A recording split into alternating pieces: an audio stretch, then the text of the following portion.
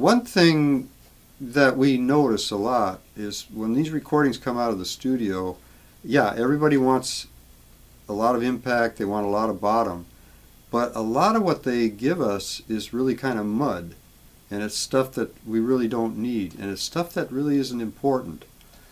Some of it's not very clear, it's not very defined, and a lot of what makes you think bass is loud is really the high frequency of the bass.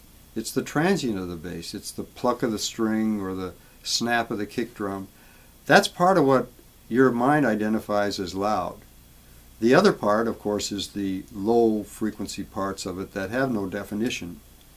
So a lot of what we try to do is we actually sometimes take away bottom in order to expose that transient to make it snap out at you more, make it punch at you more. Because if it's real muddy and you've got everything kind of covered up with all this just low frequency information, you actually don't get that much impact a lot of times. You have to have a good transient, good leading edge for it to snap those woofers, and so that waveform has presence and it has impact. So it's interesting that sometimes actually taking a little bit of bottom away actually clears it up, makes it tighter, makes it snap more at you, makes it punch out more, and you actually think you have a stronger bass. But it's sometimes difficult because we're trying to also make these things sound good on smaller speakers, on boom boxes. And you can't have too much bottom on boom boxes. If you have too much bottom or even too much of the transient that I'm talking about, those speakers will bottom. They just sound, they splatter, and you can't even play it loud. So we even get that complaint. If we allow too much bass to be on the recording, people will call us back and say, I can't turn up my boom backs. I can't turn it up. It just, the speakers go crazy. So we have to be careful not to have too many subsonics and too punchy.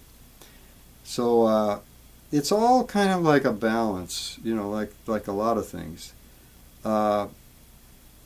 You know, it isn't in hip hop. It's an important element, so you want it to be prominent, but you don't want it to be the point where you can't even hear the rest of the music. It's all bottom, and some of these recordings come out of the studio like that. It's all bottom. You can't even hear the vocalist that well.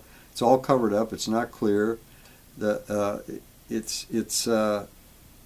might get away with that in the studio because they're playing it really loud, and maybe the speakers can take that energy, but it's like what I say about this business. The mastering business is a sobering part of the business. We're making a recording here to sound good on the majority of players out there, and so we have to think about that. We have to think about where these recordings are going, who's going to play them.